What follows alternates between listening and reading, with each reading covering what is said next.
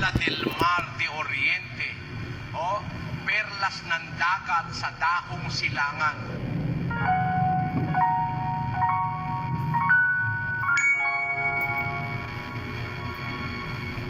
Kilala ko po si kapatid na Daniel. Alam ko ang kanyang puso. Alam ko ang kanyang diwa sa gawain. Subalit ang aking pong tiwala ay ang Diyos. Kung sakaling ako'y mawawala, naniniwala akong bibigyan siya ng Diyos ng karunungan, ng tatag ng loob, para maakay ang bayan ng Diyos na ito. Nung sabihin ko, ilagay ko na pangalawang tagapangasiwang pangkalahatan si kapatid na Daniel, pinag-isipan ko yon. Tinignan ko, kinilala ko ang mga MIC, tinignan ko ang record nila lahat, tinignan ko ang mga KNP. Hindi naman sila masasamang tao, pero ang masasabi ko, yung kakayahang na kay kapatid na Daniel at yung diwa ng pagmamalasakit sa pagpapalaganap ng Ebanghelyo, na si kapatid na Daniel ang katulong ko nag-iisip kung paano lalo pang maipapalaganap. Siya nag-umpisa ng nagsabi sa akin ng mga Bible exposition. Siya rin ang nagtatag ng unang Bible exposition sa Metro Manila hanggang sa tuloy-tuloy na. Siya rin ang kinasangkapan ng Diyos para matatag yung MMC. Siya rin ang kinasangkapan ng Diyos sa pagkakaroon ng quad. Siya rin ang kasangkapan ng Diyos sa pagkakaroon ng television sa natin. Kasangkapan siya ng Diyos doon. Nakita ko na aking kapatid na Daniel yung quality ni Timoteo na naglilingkod na kasama ni Pablo parang anak sa kanyang ama sa ikasusulong at ikalalaganap ng Ebanghelyo. Yung mga nagsasalitang yan, sis Luz, laban sa kapatid na Daniel. Hindi nag-iisip yan ng magandang pag-iisip. Kalaban ko yung mga yan. Kahit sino pa yan. Kaya sabi ko sa inyo, kalaban ko yung mga yan. Kahit sino pa, manggagawa, miyembro, kamag-anak ko, kung sino man, na nagsasalita laban kay kapatid na Daniel, kalaban ko yan. Yung mga hindi makatanggap sa akin, hindi matanggap si kapatid na Daniel. Naaawa naman ako sa kanya. At hindi ako naniniwala, tinatanggap niya rin ako. Bakit? Kung tinatanggap mo ako, dapat tinatanggap mo si kapatid na Daniel. Kasi, alaban mo rin ako. Ayaw mo lang umamin. Hindi ka naniniwala sa akin. May hula sa Biblia para kay kapatid na Daniel. Mandaraya, ayaw ko nang kumili nun. Ano po yung hula? Ayun.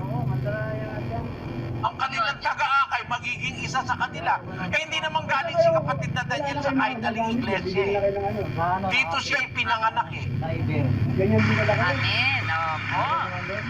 Ang kanilang puno magiging isa sa kanila. Ako naman hindi rin naman ako galing kahit naninong iglesia. Dito rin ako pinanganak sa iglesia nito eh. Ewan ko kung meron pa sa inyong may duda o baka ayaw nyo kay kapatid na Daniel, bahala kayo. May hula para sa kanya sa Biblia. May papapansin pa ako sa iyo, Brad Joseph. Kayo naman nila, Brad Sani, saksi naman kayo no?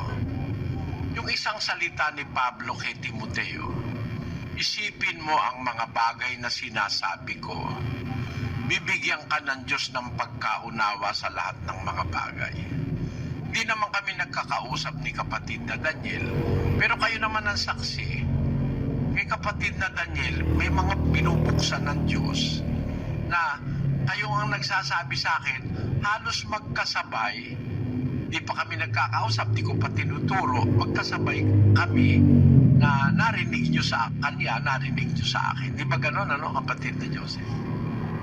Totoo po yan, Rodeli. Sabi nga namin, magka-frequency at saka halos sabay po eh. Magkaibang lugar kayo, magkaiba ang kausap ninyo. Pero yung pong sinasabi niyo sa kausap niyo, tsaka yung dito naman sa sinasabi ni Brad Daniel po, dito sa mga kausap niya, halos simultaneous po yan na magkaibang lugar kayo. Pareho po, Brad Eli. Pareho po ng sinasabi. Huwag kayong mag-develop ng espiritu na laban kayo kay kapatid na Daniel. Alam niyo, meron pa nagsasabi, mas maliwanag ika ang magpaliwanag si kapatid na Eli. Kasi buhay pa ako.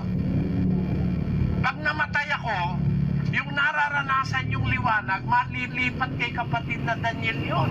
Kaya, halimbawa, ngayon, hindi mo marinig kay kapatid na Daniel, yung gusto mong marinig na gaya na narinig mo sa akin, maghintay ka, pagpatay na ako.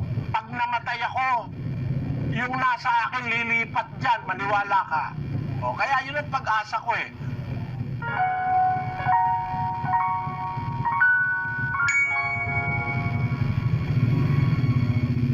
Ang duha ka kata.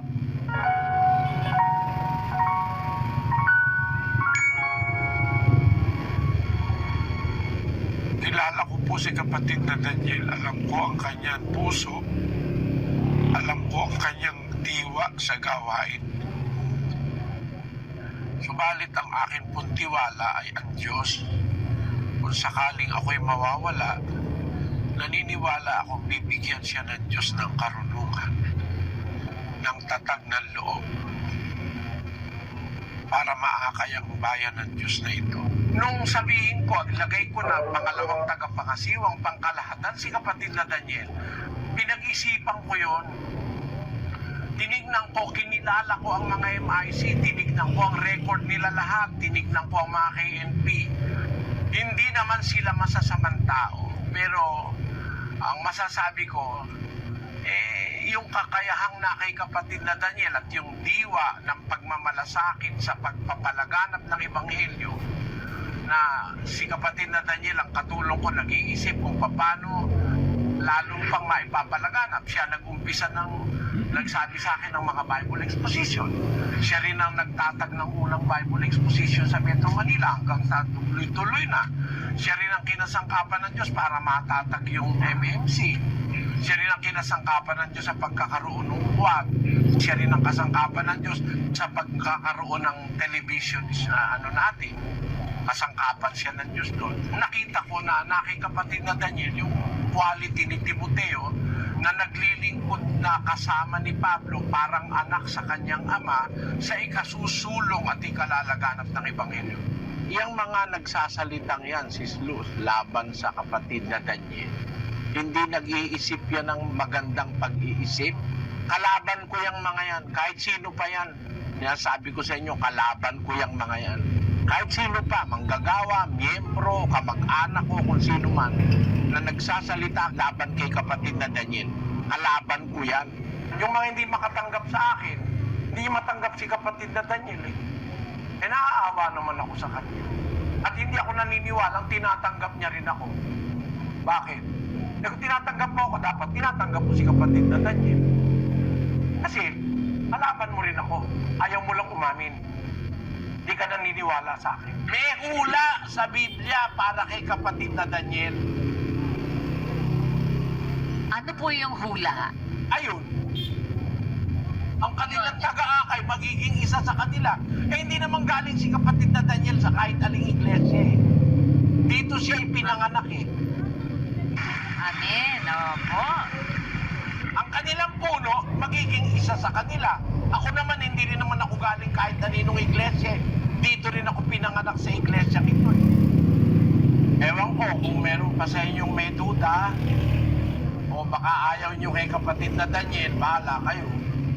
No? May hula para sa kanya sa Biblia. May papapansin pa ako sa iyo, Brad Joseph. Kayo naman nila, Brad Sani, saksi naman kayo no? Yung isang salita ni Pablo kay Timoteo, isipin mo ang mga bagay na sinasabi ko. Bibigyan ka ng Diyos ng pagkaunawa sa lahat ng mga bagay. Hindi naman kami nagkakausap ni kapatid na Daniel, pero kayo naman ang saksi. Kay kapatid na Daniel, may mga binubuksan ng Diyos na kayo ang nagsasabi sa akin, halos magkasabay. Di pa kami nagkakausap, di ko pa tinuturo, magkasabay kami na narinig nyo sa kanya, narinig nyo sa akin. Di ba ganon, kapatid na Joseph? Totoo po yan, Rodeli. Sabi nga namin, magka-frequency at saka halos sabay po eh. Magkaibang lugar kayo, magkaibang kausap ninyo. Pero yung pong sinasabi nyo sa kausap nyo, tsaka yung dito naman sa sinasabi ni Brad Daniel po, dito sa mga kausap niya, halos simultaneous po yan na magkaibang lugar kayo. Pareho po, Brad Eli. pareho po ng sinasabi. Huwag kayong mag-develop ng espiritu na laban kayo kay kapatid na Daniel. Alam nyo, meron pa nagsasabi, mas maliwanag ikaw magpaliwanag si kapatid na Eli. Kasi buhay pa ako. Pag namatay ako, yung nararanasan yung liwanag, malilipat kay kapatid na Daniel yun. Kaya, halimbawa, ngayon, hindi mo marinig kay kapatid na Daniel, yung gusto mo marinig na gaya na narinig mo sa akin, maghintay ka, pagpatay na ako. Pag namatay ako, yung nasa akin lilipat dyan, maniwala ka. O, kaya yun ang pag-asa ko eh.